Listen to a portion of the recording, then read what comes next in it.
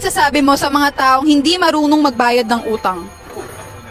Alam mo, simple konsepto. May nagpautang sa'yo, may nagtiwala sa'yo. Kung masirain yung tiwala. Bakit? Kasi ang mabuting pangalan ay maiging piliin kaysa malaking gayamanan, sabi ni Solomon. Pag wala kang pera, pero may mabuting pangalan ka, may magpapahiram sa'yo. Pero siran-sira ka, tangina sa panahon ng kagipitan, wala magtitiwala sa'yo. So you will be jumping from one person to another, to another, to another. Sinisira mo ang sarili mo. Doon sa panahon na nangangailangan ka, merong tao na nagtatrabaho siya sa sarili niya, na yung pinagtrabahuhan niya, pinaghirapan niya, ipinasa sa'yo, ang tawag utang. Pinasa niya sa'yo. Siya naghirap doon, di naman ikaw eh. Diba? Siya naghirap doon, hindi ikaw. Para anong papakulit-kulit ka pa na gusto mo pang pahirapan uli yung tao na nag-alis sa'yo sa kahirapan? Pinasa mo sa kanya yung kahirapan? Pero alam mo ito isa sa mga bagay na natutunan ko tungkol sa buhay huwag kang magpautang. Kung magpapautang ka, ibigay mo na lang. Great joke. A very happy birthday. I am forever grateful. Enjoy this day with your family and loved ones, and may you live for 1,000 years. Happy birthday.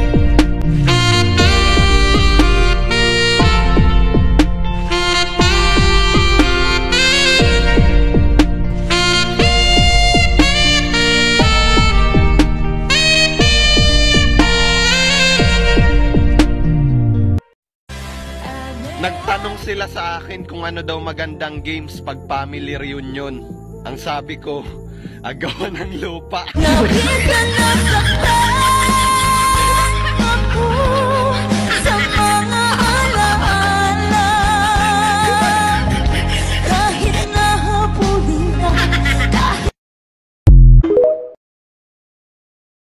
Alam mo minsan, kailangan mo lang magpanggap na kaya mo at malakas ka. Hanggang sa dumating yung panahon na hindi mo na mamalayan na hindi ka na pala nagpapanggap. Sabi nga nila, fake it till you make it. Kaya yan. Laban lang. Pag ako napatumba nyo sa inuman, sinasabi ko sa inyo, itayo nyo na lang ako. Gago!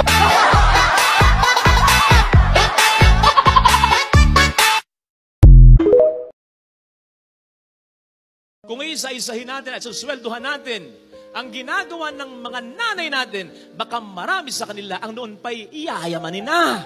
At kung minsan, kumpara sa mister, ang mga misis talaga, para sa mga anak, ang mas pagod talaga. Oo, tama. Minsan mainit ang ulo.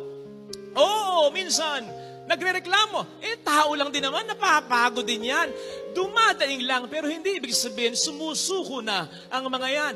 Dumadaing lang sa atin. Kesa naman sa iba pang tao, sabihin, hayaan na, pagpasensyahan na natin. Besides, pagkatapos naman ng lahat, pagkatapos ng kanyang bunganga ay maging parang machine gun, pagkatapos maging parang leon ng mga yan, kakaatungal. Mrs. uli yan, nauliran. Nanay uli yan. Dumadaing lang, pero hindi ka naman sinusukuan. At mas mahalaga yan. Ito yung tatlong bagay na dapat natin malaman dito sa mundo. Una, lahat ng mahal mo sa buhay ay mamamatay. Kaya hanggat may pagkakataon ka pa, hanggat nabubuhay pa sila, gawin mo na ang lahat at ipakita mo na mahal mo sila. Number 2, ang buhay natin ay walang halaga. Hanggat piliin mo itong bigyan ng halaga at maging makabuluhan. At pangatlo, walang perpektong tao. Lahat tayo may kanya-kanyang baho. At ito ang dahilan kung bakit tayo unique.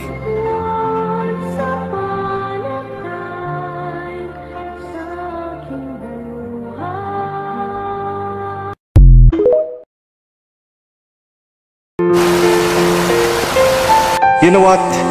The best thing you learn from the worst time of your life is that you get to see the true colors of everyone around you. Sabi nga nila, sa panahon ng kasiyahan, ang dami mong kaibigan. Pero sa panahon ng kagipitan, sobrang swerte mo na kung may isang matira upang samahan kang lumaban. This situation will really teach you the real meaning of life. But do not be depressed if they refuses to help you. Do not be sad if they ignore you. Tumayo ka at gawing sandalan ng Panginoon. And one day, you will be thankful to those who said no because you did it yourself. God bless everyone. Hindi karera ang buhay, kaya hindi tayo dapat nakikipag-unahan sa iba. Kung lagi nating ikukumpara yung mga sarili natin sa mga taong nakakalamang sa atin, ay hindi tayo magiging masaya. May nagsabi nga na ang pinakamayamang tao daw sa mundo ay hindi may pinakamaraming pera at ari-arian, kundi yung taong kontento na sa mga bagay na meron siya.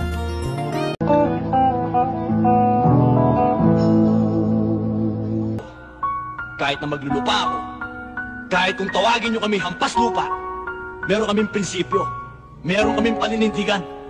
Kasi kayo mga mayayaman, ha? Sobrang dami ng pera nyo. Makapangyarihan kayo. Kaya nyong paikutin ang mundo. Yung baluktot, kaya nyong ituwid. At yung tuwid, kaya nyong baluktutin. At yung puting dugo, kaya nyong gawin itin. Buti pa sila may ganyan, may ganito. Hala, wag mong bilangin ang blessings ng iba. Bilangin mo ang sarili mong blessings. Kasi baka hindi mo lang pansin, super blessed mo na pala.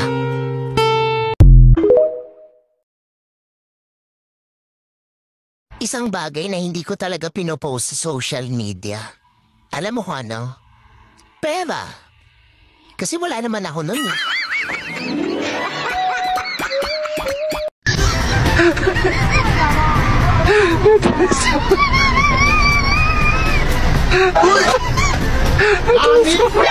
Nani?